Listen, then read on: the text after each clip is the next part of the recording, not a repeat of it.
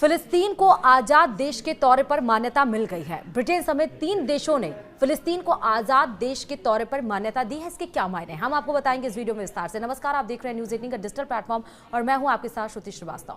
Britain ने फिलिस्तीन को आजाद देश के तौर पर मान्यता दी है। ब्रिटिश प्रधानमंत्री कीर स्टारमर ने इसकी घोषणा की। ब्रिटेन के साथ कनाडा और ऑस्ट्रेलिया ने भी फिलिस्तीन को मान्यता दी। फ्रांस भी जल्द ही ऐसा करने वाला है। भारत, चीन समेत दुनिया के 140 से ज्यादा देश फिलिस्तीन को देश की मान्यता दे चुके हैं। हालांकि अमेरिकी राष्ट्रपति डोनाल्ड ट्रंप इससे इनकार कर चुके हैं। इजरायल के विदेश मंत्रालय ने कहा है कि फिलिस्तीन को देश के रूप में मान्यता देना हमास को इनाम देने जैसा है। हमास को ब्रिटेन में मौजूद मुस्लिम ब्रदरहुड से हिम्मत मिल रही है। हालांकि स्टारमर ने कहा है यह फैसला हमास की जीत नहीं है। उसे भविष्य में फिलिस्तीन सरकार में कोई भूमिका नहीं दी जाएगी। शांतिपूर्ण भविष्य जरूरी है और हमास संबंधक बनाए गए सभी लोगों को रिहा करे। इजरायल भी फिलिस्तीनियों की मदद के लिए गाजा में लगाए प्रतिबंध हटाए। ब्रिटेन के ऐलान से कुछ ही देर पहले कनाडा और ऑस्ट्रेलिया ने फिलिस्तीन को आजाद देश के रूप में मान्यता दी। कनाडा फिलिस्तीन को स्वतंत्र देश के तौर पर मान्यता देने वाला पहला G7 देश बना है।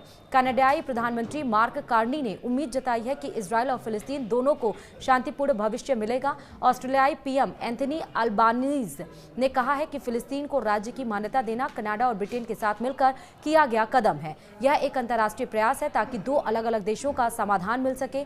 ब्रिटिश पीएम स्टारमर ने कहा कि मध्य पूर्व में बढ़ते हिंसा के बीच हम शांति बनाए रखने और 2 देशों के समाधान की कोशिश कर रहे हैं। इसका मतलब है कि एक सुरक्षित इजरायल के साथ साथ एक स्वतंत्र फिलिस्तीन भी होना चाहिए। जुलाई में ब्रिटेन ने कहा था कि अगर इजरायल ने हमास से युद्ध नहीं रोका तो ब्रिटेन फिलिस्तीन को देश के रूप में मान्यता देगा। फ्रांस ने 13 सितंबर को संयुक्त राष्ट्र में प्रस्ताव पेश किया था जिसमें फिलिस्तीन मुद्दे के शांतिपूर्ण समाधान और 2 देश यानी कि 2 स्टेट योजना का समर्थन किया था। प्रस्ताव को भारत समेत 142 देशों ने समर्थन दिया।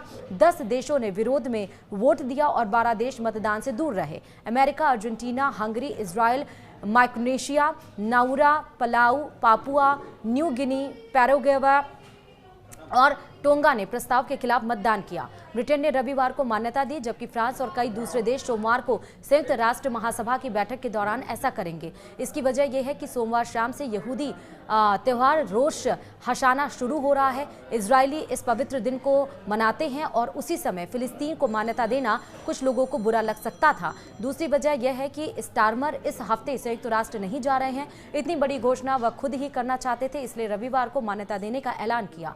यूएन के 193 में से 147 देश फिलिस्तीन को मान्यता दे चुके हैं। फ्रांस, ऑस्ट्रेलिया और कनाडा सहित अन्य देशों ने कहा है कि वे इजरायल पर दबाव बनाने के कोशिशों के तहत संयुक्त राष्ट्र सम्मेलन में फिलिस्तीन को मान्यता दे रहे हैं। ब्रिटेन की मुस्लिम काउंसिल ने प्रधानमंत्री के इस कदम का स्वागत किया लेकिन आग्रह किया कि मान्यता के साथ ठोस कार्रवाई भी होनी चाहिए।